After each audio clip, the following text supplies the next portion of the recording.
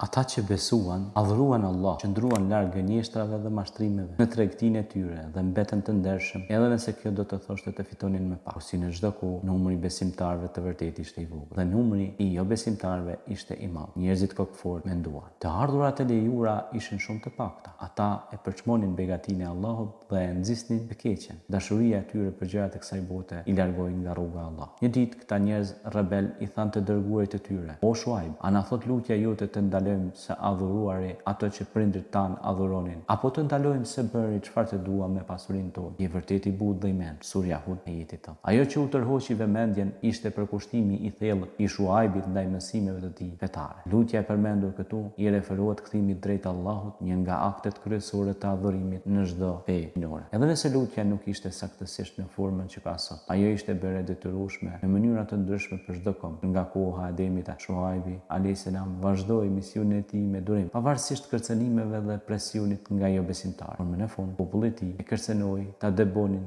atë dhe besimtarë, madje edhe t'i vrisnin. Në atë moment Shuaibi ia dha çështjen e tyre Allah. Udhëheqësit arrogant nga mesi i tyre thanë: "O Shuaib, ne me siguri do të dëbojmë ty dhe ata që besojnë me ty nga toka jonë, përveç nëse ktheheni në fenë tonë." Surja Araf 88. Shuaibi alayhis salam u përgjigj: "Edhe nëse nuk duam, nëse do të ktheheshim në fenë tuaj, pasi Allahu na ka shpëtuar prej saj, do të gënjenim për Allahun. Nuk është e mundur për ne të kthehemi në rrugën tuaj, përveç nëse Allahu, Zoti ynë, e do këtë." Surja Al-Araf. Prandaj Allahu i shpërblen vepër mira. Ky pejgamber i Zotit Shuaib alayhis salam vazhdimisht u jepte mësime që të largoheshin nga idhujtaria dhe adhurimi i putave dhe statujave të ndryshme. Ai nuk rreshti me misionin e të vazhdojmë me tutje me historinë e Shuaibit, Medjenit dhe Ekës.